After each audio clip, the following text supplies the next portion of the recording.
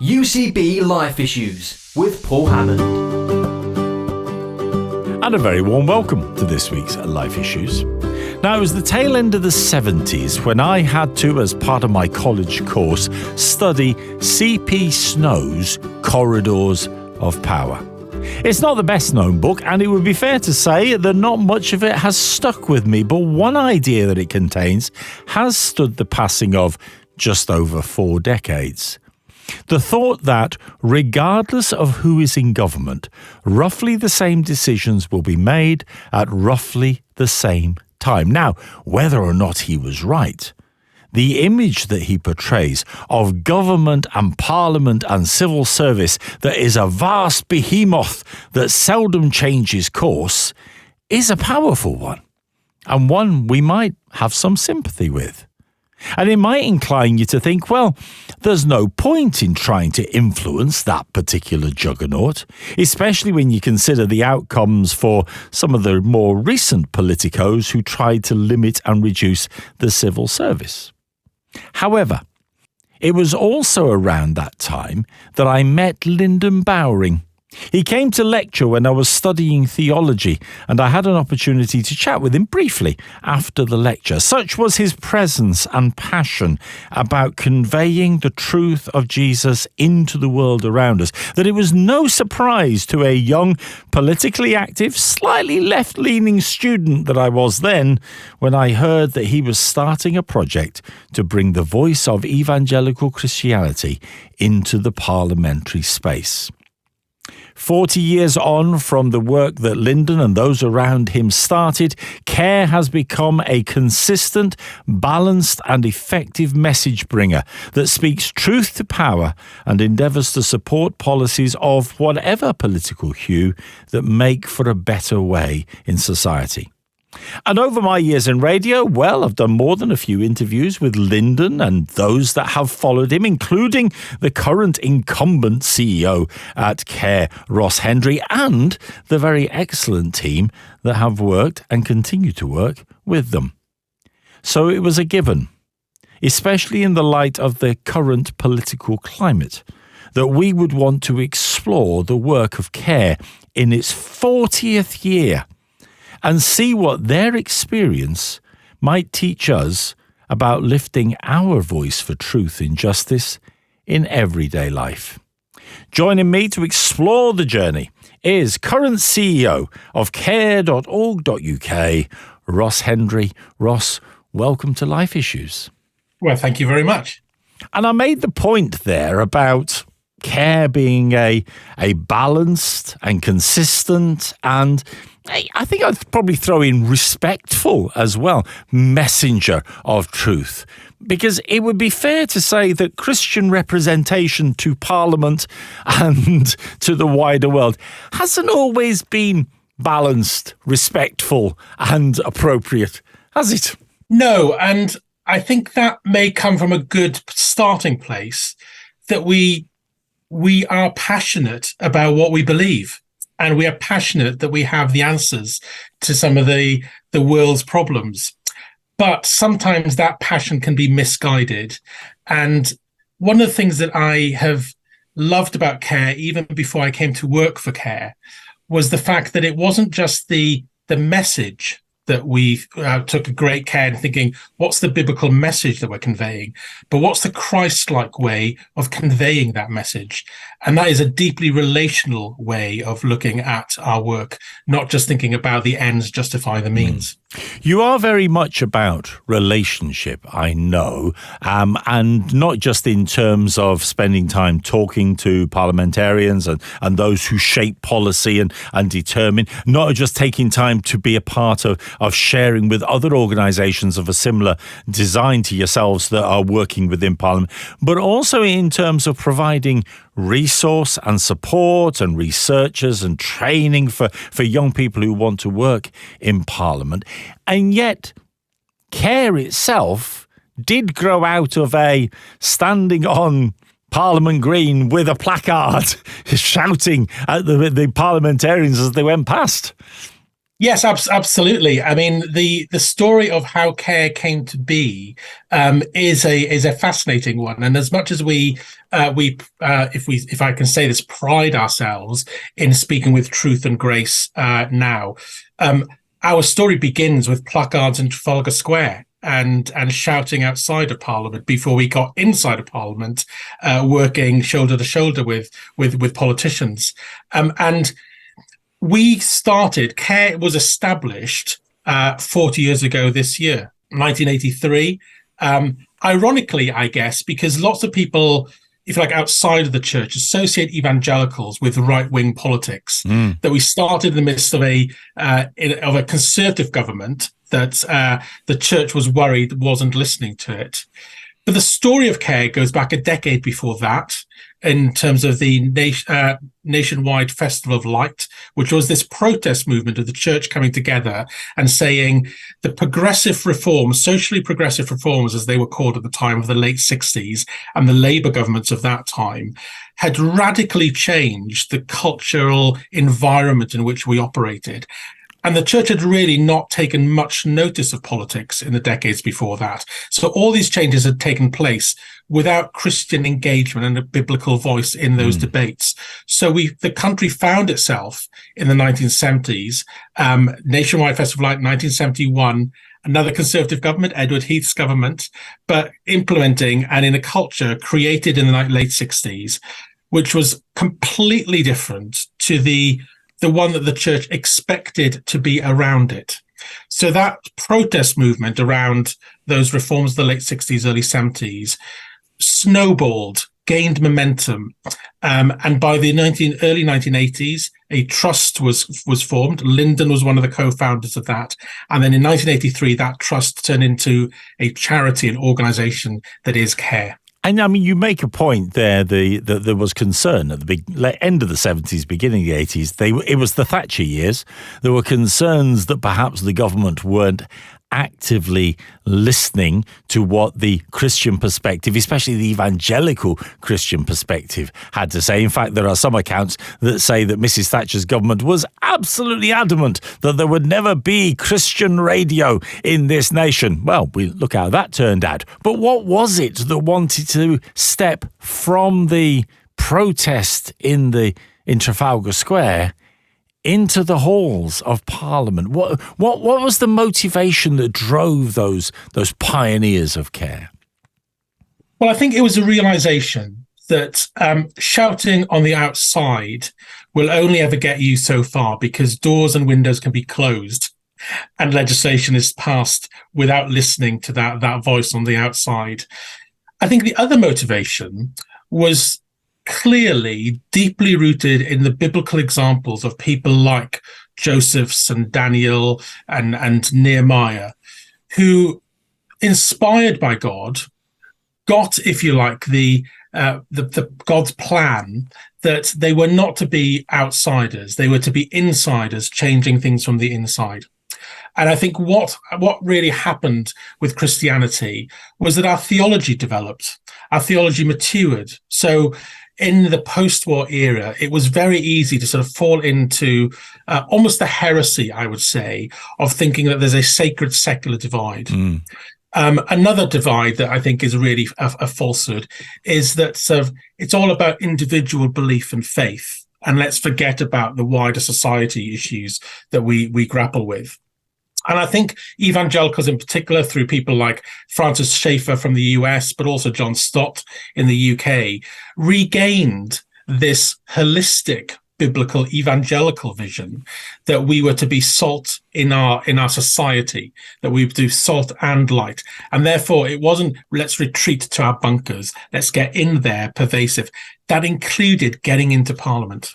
And did the development, because I mean the end of the 70s, beginning of the 80s was also a time of upheaval within the evangelical church, because charismatic renewal was kind of shaking the attitudes of Pentecostal churches as well as shaking the attitudes of Church of England and more established churches. I wonder how much of that whole reevaluating of the perspective we bring to evangelical Christianity actually created a foundation for people like Linda to come together and to say, we want to take a step further and move outside of the church building and into the place of public debate. Yes, I think that what happened in that nationwide Festival of Light movement was that you saw evangelicals of different church traditions coming together. And it's very rare that happens.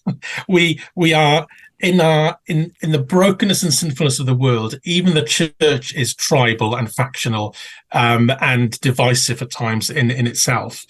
But actually, this shared endeavor of saying, we're worried about the cultural trends, we're worried about what kind of laws are being passed, and we believe the Bible has a better plan and a better story to tell than the one we're saying as a nation right now. That was an endeavor, that was a mission, that was a calling shared across evangelical divides and boundaries. And so I think there was something beautiful, radical, transformative that happened in the 1970s and early 80s, where evangelicals from different backgrounds came together on this shared calling and shared endeavor. And I think we need to be mindful that is not, in our sinfulness, that has not always been our natural state as a church in the UK. And it is something that we need to seek to protect, and to nurture going forward. So one of the things that I would sort of say is a really remarkable thing about CARE is how it's not been adopted or co-opted by any one part of the evangelical church. We pride ourselves, and I say that word again, haven't I? But I think we take great care and pay great attention to make sure that we're not factional, and drawing in support and supporters and partners from all different backgrounds of evangelicalism. You're listening to UCB Life Issues, where this week we are taking time to reflect on the work of and the journey of the charity CARE, which has for the last 40 years been speaking truth and balance and Christian perspective into the ears of those who shape policy and make laws for our nation.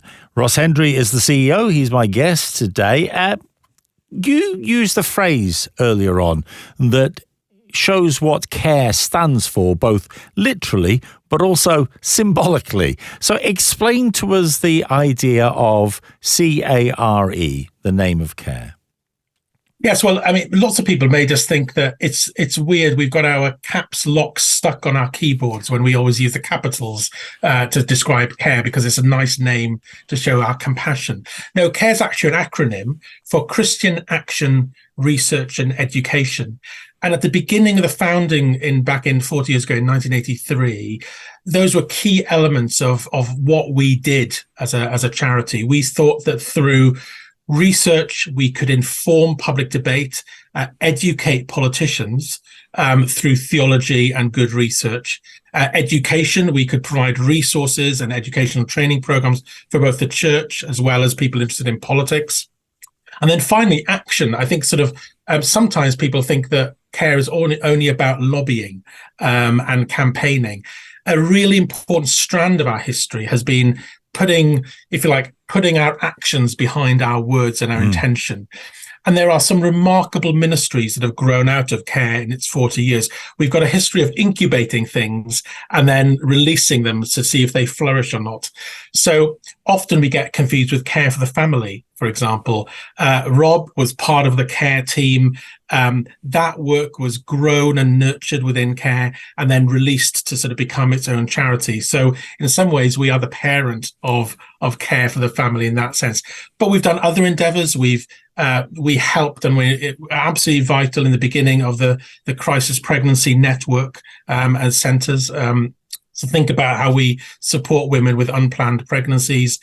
We do things like right now we've got a program where we help women who have suffered loss in pregnancy. Either that could be miscarriage or abortion. We sort of help with counselling there. We've even done things like remand fostering in Scotland at one point in time, and homes for the elderly.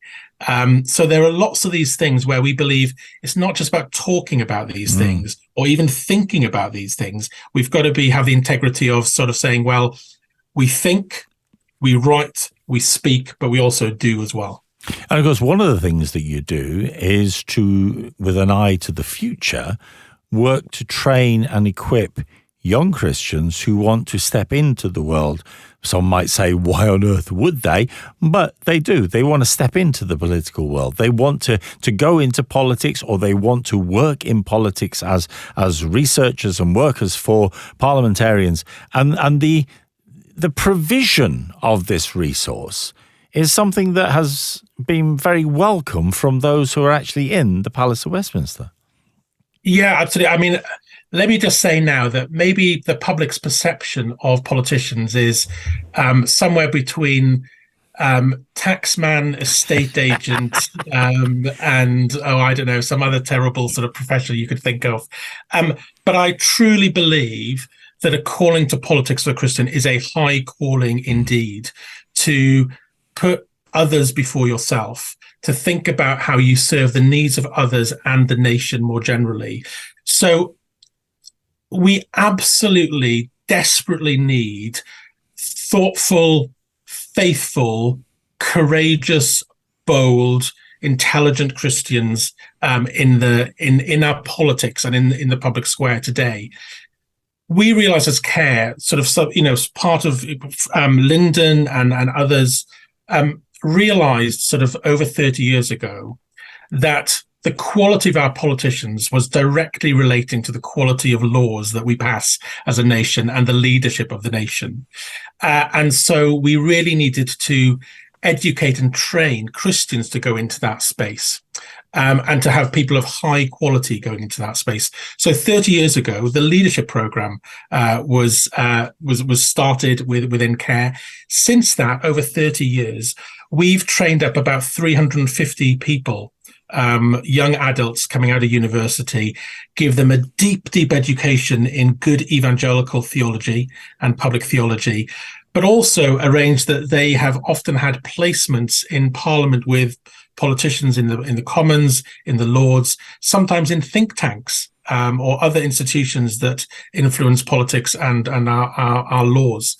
And we've seen the graduates of that program have a remarkable influence on society. We've got people who were cabinet ministers, not just MPs, and in the House of Lords, but also then public figures who have run companies and had other sort of prominent public roles, ambassadors, for example, and senior civil servants, as well as, I have to say, a good proportion actually then end up going into the church as well. So we're feeding the church in this process as well. And part of that, I get a sense, is an awareness that was that started to grow 40 years ago, right at the beginning, of the growing lack of, in general terms, religious literacy in our nation, but also specifically the lack of understanding of the perspective of evangelical Christianity that exists from the very highest level of those who make the laws for society through to those of us who are, the ordinary man on the Clapham omnibus, as they used to say. Yes. I mean, I think that if we're being honest, what we can say without any doubt, I think, is that if you go back to that period of sort of after the war, sort of first half of the 20th century and after the war, our nation and society and our culture was deeply impacted by Christianity. And over time, that influence has been eroded. However, what I would say is that for much of that time, the fact that our culture was impacted and influenced and shaped by Christianity did not mean that it was necessarily a Christian culture. That I think that, let me put it this way. I have been the boss of a couple of organizations, and one of the organizations I led as the chief executive, people knew I was a Christian, and many non-Christians, when I did something that they didn't like, or I took a decision that they were against, the first thing they'd say to me was, "That's not very Christian, Ross." And in my mind, I really wanted to say to them, "I'd love to know what you think Christianity is." Yes. Because I think they equated Christian compassion with just being nice to people, Yes. and doing what they wanted to do themselves. Let me introduce you to Jesus in the temple, Exactly. talking to some money changers. Yeah, exactly. John Stott has this wonderful phrase. That evangelicals should be conservative radicals. That we should conserve the fundamentals of a true biblically rooted Christian faith. But beyond those fundamentals, those salvation issues, we should be prepared to be radical in society and think of radical solutions to our challenges, and to have the confidence in God's word that it is true, so that when we see truth that doesn't equate to maybe what we'd like the truth to be, we're open enough to say, do you know what? If that really is true, it will be consistent with God's word. So let's test it against God's word. Let's go back and not take my preconceptions, but sort of what does God say about these things? Why I'm saying all of that is because although we've become, if you like, on one level, less of a Christian nation right now, I think there's always been a challenge for evangelicals in particular, not to be comfortable in our society, but to be those conservative radicals that are always saying, is this what God really wants us? Is this God's real better plan for us? Is this real flourishing as God would see it? And when you've been looking back over the last 40 years, because obviously you're far too young to have been there right at the beginning, but when you look back in anticipation of people like me asking you this question, I mean, the manifestation of the issues that are faced by society may have changed, but fundamentally, is there nothing new under the sun? Well, I knew you were one of my favorite people in the whole world, complimenting me, saying I'm not old enough to remember those things. I think when people ask me, have things changed or have things not, I like to sort of think of it in this way. On one hand, the human heart does not change. So God's word, written by human hands but inspired by the Holy Spirit, 2,000 words and 2,000 years ago and more, is still relevant today, because sin is sin, and that doesn't go away. And the evil one still has the same age-old tactics that he uses to tempt us in different ways. But the world does change because it's dynamic and ever-changing and ever-evolving. So if I give you an example of how that plays out in practice, one of the causes and issues that has always been deeply held at care, something that we've really always worked, an issue we've always worked on, is the issue of pornography. And back in the 1970s and early 80s, a lot of our work was trying to make sure the laws were protecting children and young people from the opening up of sex shops and selling of pornography and newsagents. And we've got wonderful stories of how, with the wisdom of the Holy Spirit, we were quite clever and cunning sometimes of undermining pieces of law and legislation that were trying to do that. Pornography has not gone away, but the way that it is delivered and the way it's consumed by people has changed. So we're no longer fighting the fight of what's in your local newsagent on the top shelf, but we're thinking about what's on the internet and on the World Wide Web. And so much of our efforts in recent years has been poured into legislation around online safety and thinking about how we keep our children safe online. That shows the continuity of sin, but how society changes. And how has that work that you've done changed and shaped then attitudes of lawmakers, policy makers towards the Christian message? How has that education and that servant heart in looking to provide people who can make a difference, how has that altered their perspective of the message we have to bring? The first thing I'd say is that the word evangelical is very loaded in the public square. So when we step out into the public square and work with politicians, we are very proud of our evangelical faith. But if you say that you're an evangelical now to a politician, their mind will nearly always run to Donald Trump and protesters in the US, and it being a very loaded political term as much as it is a term describing my faith and my belief. So I think we need to be aware that there is that issue that the word evangelical and describing ourselves as evangelicals brings with it a set of stereotypes that I'm very personally aware of in my past as well as in my present. Having said that, what we find is that when we are able to sit down, speak, build a relationship with, work alongside politicians, what we're able to do is witness our faith that begins to undermine their stereotypes of our faith. And that sometimes is a wonderful thing that our leadership program graduates, for example, are sometimes placed with politicians who are not Christians.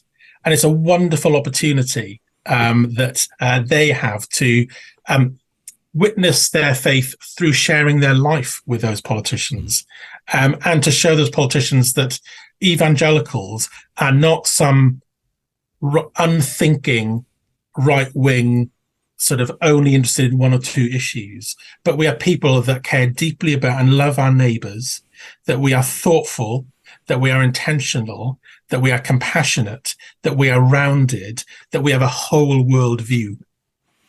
And as part of that, because I've read over the years, read a lot of the stuff that you guys put out, but a part of that, and you alluded to it earlier, is that willingness to be open to hear other perspectives. I think in a world where increasingly people seem unwilling to hear other perspectives, I would imagine that your willingness to say, okay, I'm going to listen to that to determine whether there is truth in it or not, is something that is welcomed. Yes, I think so. I mean, C.S. Lewis had a phrase, didn't he? And I may be getting this slightly wrong, but I think I get the gist of it, which was you never meet an ordinary person. You meet the divine when you meet another person. You're meeting another person who's made in the image of God. So even if they don't share my faith, my understanding of Jesus' lordship, he is still that person is still made in God's image. And therefore, I am obligated, really, I would say, to respect that person as an image bearer. I'd also sort of say that we have to have a really strong understanding of common grace, that God's grace is poured out onto the whole of creation and the whole of humanity. So the church has not got an exclusivity on wisdom, just as I would say the church has not got an exclusivity sometimes on stupidity either. And so we need to be attentive to think about how is God speaking to us, sometimes from unusual spaces and sources. So I would say that is a starting point. And the last thing I'd say is that if you look at Jesus and how he interacted with people, he knew people's heart and their thoughts before they opened their mouth. But he nearly always gave them time and space to tell them what their issues were, or tell them tell him how they felt. And so there's something Christ-like in wanting to be not just sort of using listening to somebody else as a tactic to get our own way and to get them to listen to us. Although, why should we, as an aside, why should we expect other people to listen to us if we're not going to listen to them? But I'd also say that it is deeply Christ-like to desire to be empathetic, to understand where that person is coming from, and therefore get to the root cause of why they believe what they do. When you walk into Parliament now, has attitude towards faith, and by faith I do mean the sort of broad sweep of faith, even where we may not agree with people's theology or the gods that they follow, but that sort of understanding, has Parliament's attitude, has the establishment's attitude to faith changed Because very famously, of course, in the Blair years, we had "We Don't Do God." Then we had, various perspectives shared with us, including Boris's attitude that perhaps the church was a handy thing to have around, but we don't want to necessarily listen to it too much. We now have a prime minister who is very overt about his faith and has recently sort of let that play out on the world stage, not just on the national stage. Is there a greater willingness to see faith as of consequence in society? Well, those words of Alistair Campbell were sort of, in some ways, very relevant to me because I stood for election for the Labour Party in the election cycle that those words were said. And I remember that a senior Labour official, I was told, said that they thought that I was a very good, strong candidate, but they got very nervous as soon as sort of the God word sort of came in, and that as if I could downplay that would be helpful, because it sort of didn't play well in their mind. But what I would say is that I think it's been remarkably consistent. Despite the rise, and now I think probably we've seen the peak and it's sort of going down the other way of sort of radical atheism and sort of the fundamental atheists who just wanted to sort of destroy all sort of religious content and anybody of faith was barred from the public square. I don't think most people were like that. And I don't think most people do believe that is a good thing. And so on one level, I think there is a greater tolerance for faith in the public square now. But I'd say that is a limited tolerance as long as you play the game and don't say and believe things that are outside the accepted cultural norms. So I think that there are beliefs that are deeply biblical that we have to have a prophetic voice on that is deeply uncomfortable for culture. And so whilst there may be an accepting of an individual faith, there's less accepting sometimes of when you're consistent with that faith and when you're faithful to that faith and speaking out on things that are unpopular, that's when it becomes uncomfortable. And what does that mean for those Christians who are, as you talked earlier, that high calling? Not that there is anything wrong with being a taxman or an estate agent, we should point out from our earlier comment. But when people respond to that high calling to step into the public square or especially into the political realm, how do they square that circle of being faithful to their calling and being faithful to their calling? Well, as much as we desire at CARE, and I suspect that this is echoed by Christians in politics, as much as we desire success in terms of laws being passed that are deeply consistent and adhere to biblical truths, I worry that if that really is our ultimate measure of success. And I think the challenge for CARE and for other Christians in the public square is to think about success as faithful presence. And faithfulness to the Lord and faithfulness to his word as our primary criteria for success. What that means then is that we need to be like Daniel's, be like Joseph's, be like Esther's, be like Nehemiah's. What that means is that day to day, the little decisions and every act that we do, we seek to do everything with excellence as we do it for the Lord. That's what the Bible says. Yeah. So in the emails and the sort of the answers to questions, the written documents, the decisions we make every day, we have a quiet, small scale faithfulness. And if we do that day by day, then I think it begins to build the courage and the creativity and the boldness to be faithful in the big as well. And so that there will be times, I think, when Christians in the public square will be called not just to be clever in sort of getting around the system or building bridges with people who are maybe surprising bedfellows and collaborators on particular issues. But there would be times when we are called to be brave and courageous in standing up for the prophetic message sometimes. And we've seen that, haven't we, Paul, in terms of public figures just in the last year. Kate Forbes, for example, if I can just pick out one politician who came under a huge amount of attack for just effectively saying, my faith is consistent across every area of my life. Yes. And so I'm not just going to play that card when it's convenient and it gains votes, but actually I'm going to be faithful in every aspect of what that following the Lord means. And came under huge attack for that. But what I think was remarkable was after those first sort of day, 2 days or 3 days where everybody was saying, well, if you have those beliefs, your campaign is over. There's no hope for you. She stood firm and she said, this is what I've always said. I haven't hidden these things. You may not have wanted to listen to them, but I've never made a secret of these beliefs. I'll stand firm on those now and let people decide going forward. And so what we saw was her getting remarkably close to becoming the First Minister of Scotland, despite the fact that she was not the establishment's chosen person for that role.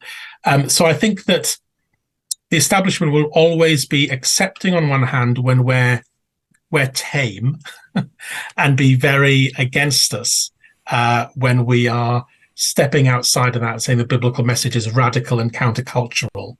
But our calling is to be faithful to the Lord in everything, when it's easy and when it's tough. Yes, even if it means sticking our head above the parapet and perhaps getting it shot at. You're listening to UCB Life Issues, talking this week to Ross Hendry. Ross is the CEO of CARE. care.org.uk is the website. So as we come to our having celebrated and explored some of the things that you've gleaned looking back over the last 40 years of CARE, what's the church's responsibility? Because there are organisations like your own and similar to you. There are others who work alongside you, people like Christians in Politics, people like the Evangelical Alliance and so on, that work alongside you in seeking to influence the public square, seeking to bring good, balanced Christian message to those places. But all too often, I hear it when we talk about politics, we talk about Christian perspectives on politics. Oh, we should just be about the gospel, or politics. Oh no, you can't trust any of them. It's boring politics. Well, I want anything to do. When we hear Christians, and perhaps not the church establishment, but the grassroots member of churches saying it's not something that I care about. What is your message to that ambivalence and at times perhaps even opposition to being where you are? I would begin always, Paul, by starting at the start of the Bible in Genesis 1. And the very first job description we have as human beings is something called the cultural mandate in Genesis 1:28. Where we are called to have dominion over God's creation.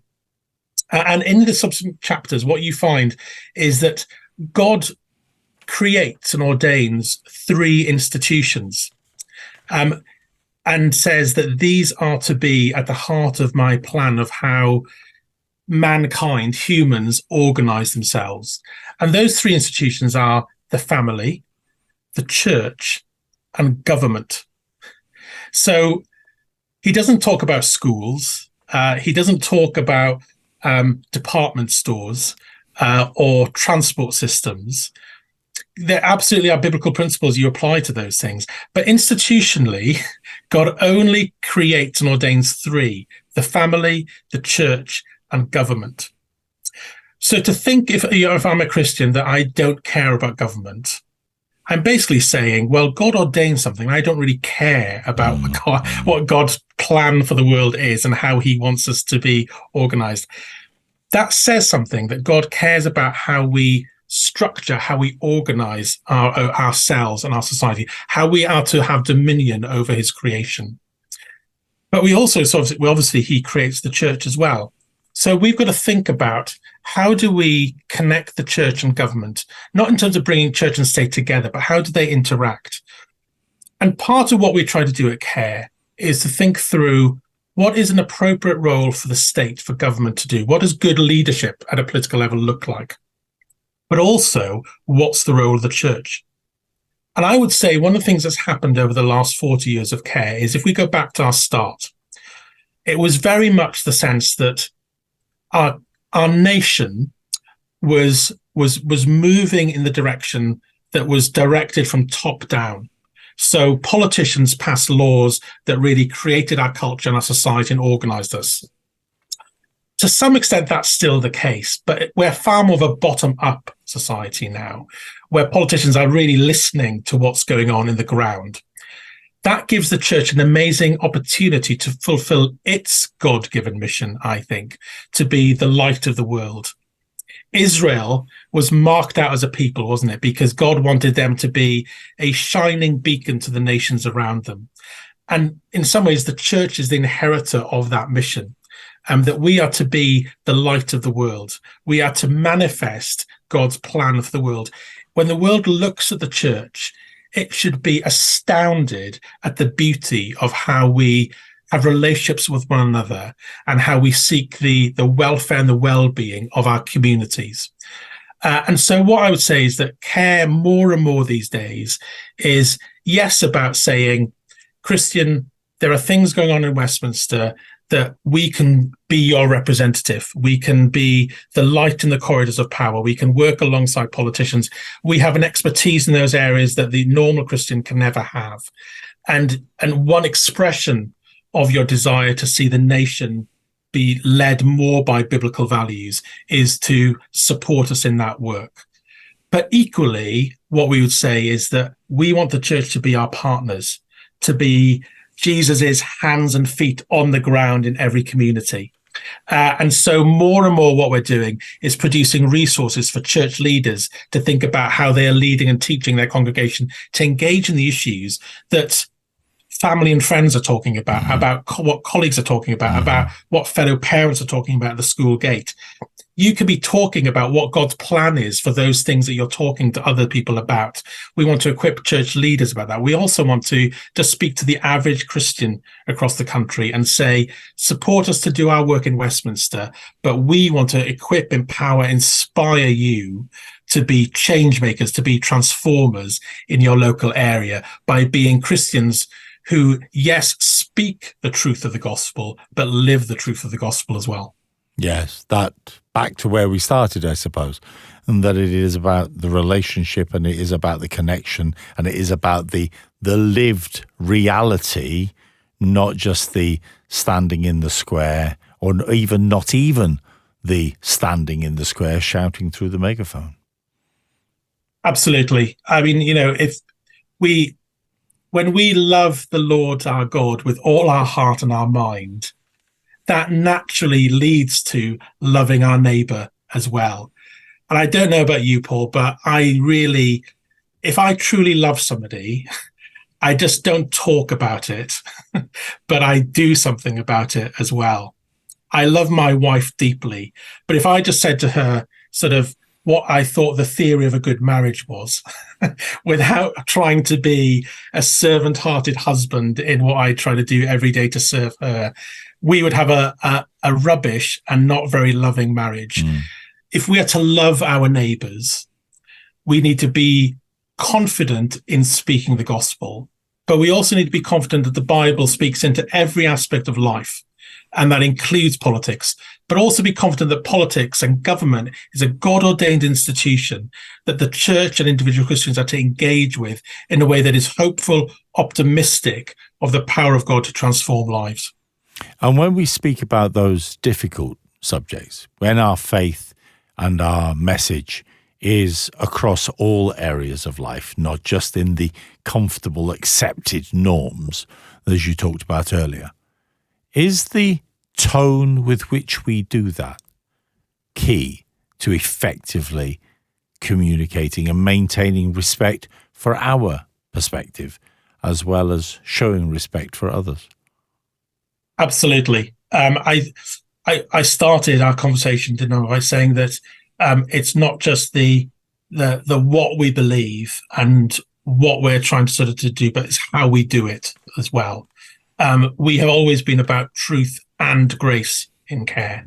That there's a lovely phrase by a theologian called Richard Mouw called, he says, convicted civility, that we should be people of deep conviction, but also great civility. Mm-hmm. You've got people that have got deep convictions, but they're not very civil. Some people are very civil, but they haven't got very deep convictions. Christians should be models of convicted civility. And in doing so, I think that we may not always win people over, but we will, I hope and pray, at least get their respect, that we are maybe not the people they expected us to be, and to be something far greater than that, because through us, they see a glimpse of Jesus and his hope for them. Let's be honest, very few of us will get to start or lead a charity that can access the corridors of power and shape the perspective of government. But our support and prayers and partnership will make sure that CARE and similar organisations will get to speak up for a balanced, respectful message of truth, for convicted civility brought to the places of decision. But what we shouldn't forget either is the fact that we get to speak to the corridors of power where we are, to be a light shining, a hope brought, a truth spoken. And it may just be to a group of friends or to our shift at work, but that is no less important. And the example of CARE to be informed, clear, compassionate, respectful, perhaps the relationship that speaks rather than the megaphone that yells from the other side of the road, is an example to follow and apply to our lives. You've been listening to UCB Life Issues. I'm Paul Hammond. Ross Hendry is the CEO of care.org.uk. Ross, thank you for your time today. Thank you. And thank you also to Rachel, my producer, for keeping everything on the straight and narrow. Why not join us next week for another Life Issues? Ta-da.